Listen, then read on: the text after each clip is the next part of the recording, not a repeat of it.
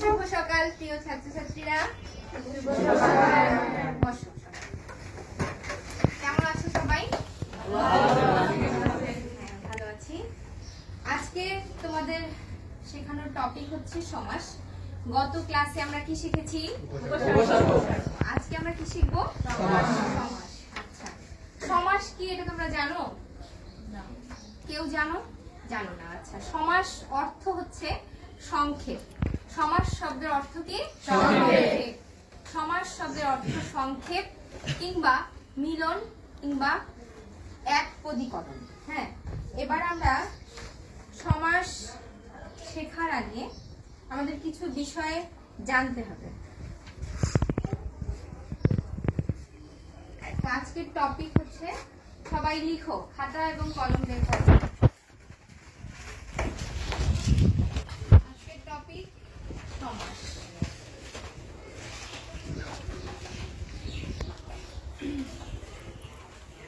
আজকে আমরা দুটো সমাস সম্পর্কে জানবো। একটা হচ্ছে দ্বন্দ্ব সমাস আর একটা হচ্ছে কর্মধারয় সমাস।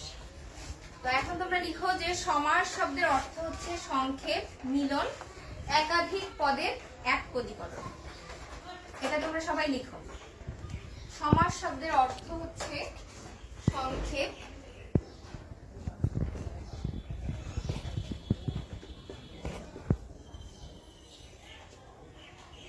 মিলন এবং একাধিক পদের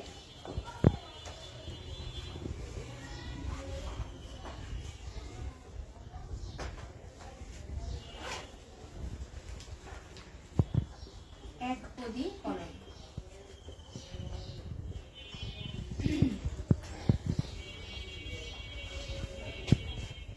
আচ্ছা, এবার আমরা জানবো সমাস কাকে বলে, সমাসের সংজ্ঞাটা কি। লেখো তোমরা যে অর্থ সম্বন্ধ আছে এমন একাধিক শব্দের, অর্থ সম্বন্ধ আছে এমন একাধিক শব্দের একসঙ্গে যুক্ত হয়ে নতুন শব্দ গঠিত হওয়ার প্রক্রিয়াই হচ্ছে সমাস। লিখেছ? আবার বলছি, অর্থ সম্বন্ধ আছে এমন একাধিক শব্দের একসঙ্গে যুক্ত হয়ে নতুন শব্দ গঠিত হওয়ার প্রক্রিয়ার নাম সমাস।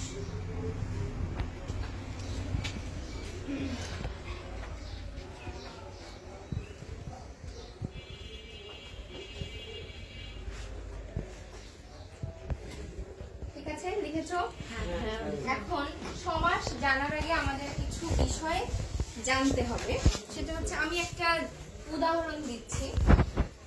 যেমন নীল যে পদ্ম সমান সমান নীল পদ্ম। এখন এই নীলটা হচ্ছে প্রথম পদ আর পদ্ম হচ্ছে কি পর পদ।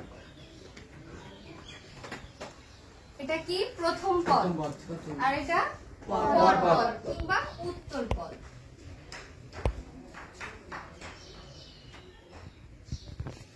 তো এই যে এটা সম্পূর্ণটাকে, এই বাক্যটাকে কি বলে তোমরা কি জানো? নীল যে পদ্ম, এই বাক্যটাকে কি বলে এটা তোমরা জানো? জানো না। এটা হচ্ছে সমাসবদ্ধ একটা হচ্ছে কি পদ, সমাসবদ্ধ একটা হচ্ছে পদ। এখন এটা আমরা কি করছি? এটা ব্যাস বাক্য নির্ণয় করেছি। এটা হচ্ছে সমাসবদ্ধ পদ আর এইটা হচ্ছে কি ব্যাস বাক্য। নীল যে পদ্ম, নীল পদ্মটাকে আমরা ভেঙে প্রকাশ করেছি নীল যে পদ্ম, এটি হচ্ছে কি ব্যাস বাক্য। এখন যদি ধরো পরীক্ষায় নীল পদ্ম থাকে, যদি বলে যে নীল পদ্মের ব্যাস বাক্য নির্ণয় করো, তাহলে তোমাদেরকে লিখতে হবে যে নীল যে পদ্ম, আর এটাকেই বলা হয় কি ব্যাস বাক্য। আর এই নীল পদ্ম এটা কি, এটাকে বলা হয় সমস্ত পদ। তাহলে এটা তোমরা এই উদাহরণটা তোমরা লিখো যে নীল যে পদ্ম এটা হচ্ছে কি ব্যাস বাক্য, এটা তোমরা নোট করে নাও। আর নীল পদ্ম এটা হচ্ছে কি সমস্ত পদ।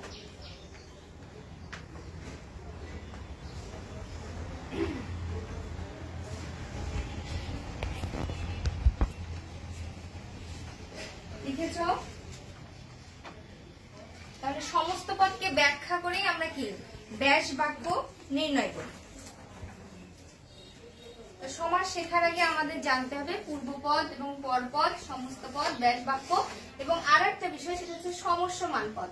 এক একটি পদ হচ্ছে কি সমস্যমান পদ। এই নীলটাও হচ্ছে একটা সমস্যমান পদ, পদ্মটাও কি এটা সমস্যমান পদ।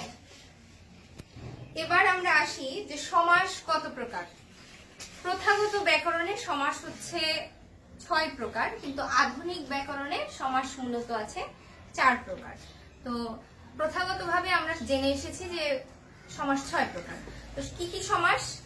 দ্বন্দ্ব সমাস, কর্মধারয় সমাস, তৎপুরুষ সমাস, বহুব্রীহি সমাস, দ্বিগু সমাস এবং কি অব্যয়ীভাব সমাস। কিন্তু এখন আধুনিক বাংলা ব্যাকরণে সমাসকে 4 ভাগে ভাগ করা হয়েছে, সেটা হচ্ছে দ্বন্দ্ব, কর্মধারয়, তৎপুরুষ এবং হচ্ছে বহুব্রীহি। তো দ্বিগুকে কর্মধারয়ের অন্তর্ভুক্ত করা হয়েছে আর অব্যয়ীভাব সমাসকে হচ্ছে তৎপুরুষ সমাসের অন্তর্ভুক্ত করা হয়েছে, মানে এখন আধুনিক বাংলা ব্যাকরণে। তো আমরা আজকে শিখবো হচ্ছে দ্বন্দ্ব সমাস এবং কর্মধারয় সমাস। দ্বন্দ্ব সমাসে পূর্বপদ এবং পরপদ উভয়েরই প্রাধান্য থাকে, দুইটারই কি প্রাধান্য থাকে। তো দ্বন্দ্ব সমাস কাকে বলে? যে সমাসে পূর্বপদ এবং পরপদ উভয় পদের প্রাধান্য থাকে তাকে দ্বন্দ্ব সমাস বলে। এবার তোমরা লিখো, আচ্ছা সমাস কত প্রকার? এটা তোমাদের বইয়েই আছে, 4 প্রকার দেয়া আছে, আর প্রথাগত ব্যাকরণে 6 প্রকার দেয়া আছে। আজকে আমরা দ্বন্দ্ব সমাস শিখবো। তো দ্বন্দ্ব সমাসটা তোমরা লিখো 1 নাম্বার দিয়ে, দ্বন্দ্ব সমাস।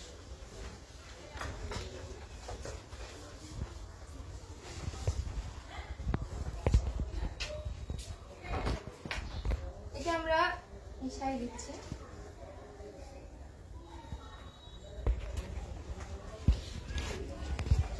দ্বন্দ্ব সমাসের সংজ্ঞাটা তোমরা একটু লিখে নাও, যে সমাসে পূর্বপদ এবং পরপদ উভয় পদের প্রাধান্য থাকে তাকে দ্বন্দ্ব সমাস বলে।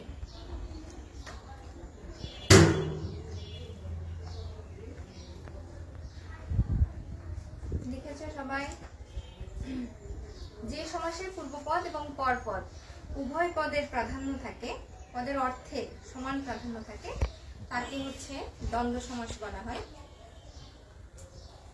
দ্বন্দ্ব সমাস আবার অনেক প্রকারের আছে, মিলনার্থক, সমার্থক, বিরোধার্থক, বিপরীতার্থক, সংখ্যাবাচক, দুটো ক্রিয়া যোগে, দুটো সর্বনাম যোগে, এরকম অনেক প্রকারের দ্বন্দ্ব সমাস আছে। তার মধ্যে আমরা এমনি একটা বুঝাই দিচ্ছি, যেমন পিতা মাতা,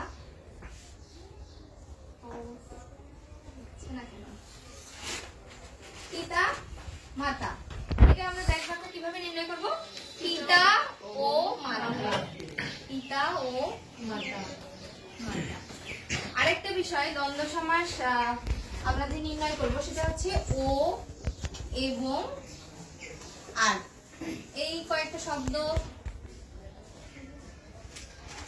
ব্যবহার করে এই কয়েকটা মানে অব্যয়, ও এবং আর, এগুলো হচ্ছে অব্যয় পদ। এইরকম অব্যয় পদ ব্যবহার করে আমরা দ্বন্দ্ব সমাস নির্ণয় করব। তো যেমন পিতা মাতা, পিতা ও মাতা। তারপরে যেমন স্বর্গ নরক,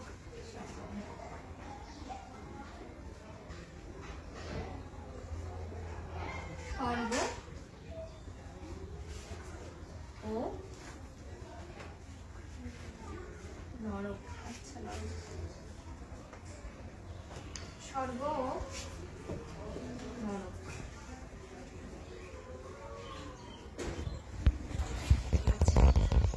বুঝতে পেরেছো?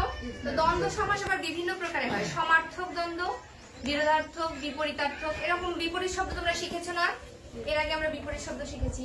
একটা কেউ উদাহরণস্বরূপ বিপরীত শব্দ বলো তো। রাব্বি দাঁড়াও দেখি, একটা বিপরীত শব্দ তুমি বলো। আকাশ পাতাল। হ্যাঁ, এই যে আকাশ পাতাল, এটা কি বিপরীত একটা শব্দ, তাই না? আকাশ কোথায় আর পাতাল কোথায়? পাতাল নিচে, আকাশ উপরে, এটা একটা বিপরীত শব্দ। এই বিপরীত শব্দ কিন্তু দ্বন্দ্ব সমাসে হয়, যেমন আকাশ ও পাতাল। আবার সমার্থক আছে, সমার্থক দ্বন্দ্ব সমাস আছে। তুমি বসো, একটা সমার্থক দ্বন্দ্ব সমাস কেউ বলতে পারবা? যেমন হাট বাজার, হাটও যা বাজারও তো তাই, কিন্তু কথাটা আলাদা, কিন্তু সমার্থক, হাট ও বাজার।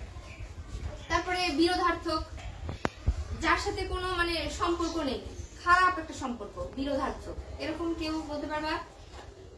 যেমন দা কুমড়া, অহিনকুম, আচ্ছা আমরা সমার্থকটা আগে লিখি, সবগুলো একটা করে উদাহরণ তোমরা লিখতে পারো, তাহলে তোমাদের জন্য সুবিধা হবে।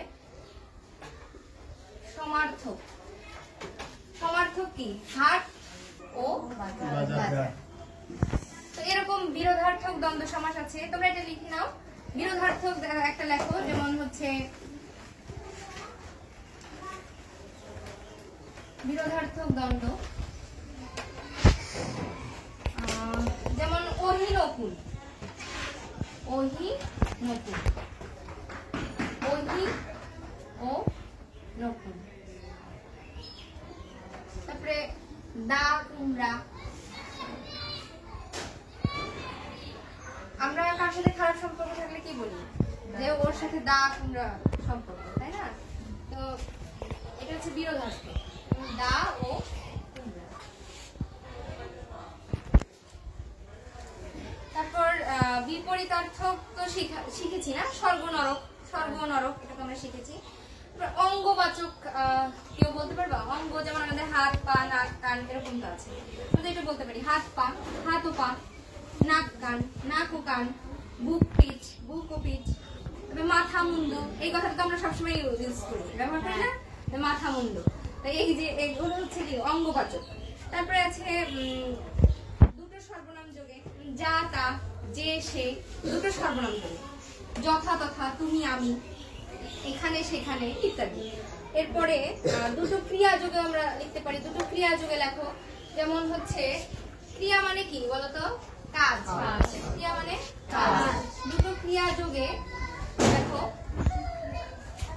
দেখা শোনা, দেখা শোনা, দেখা ও শোনা।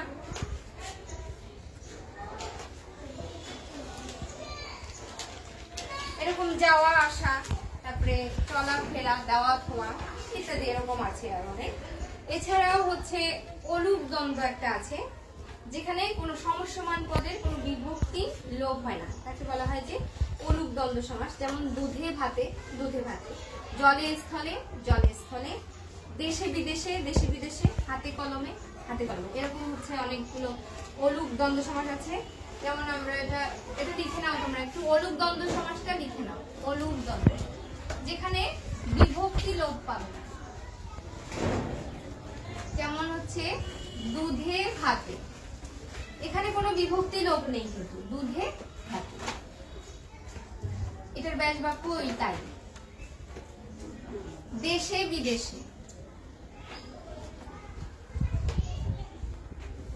দেশে ও বিদেশে।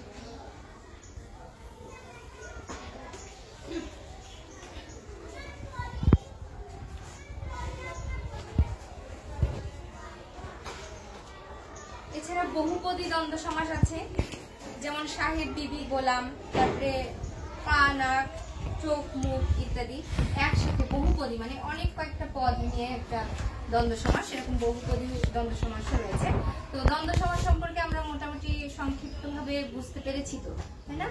এখন আমি দুই একজনকে একটু ধরি উদাহরণস্বরূপ। আচ্ছা তুমি দাঁড়াও দেখি, বলো আয় ব্যয়, এটার ব্যাস আয় ও ব্যয়।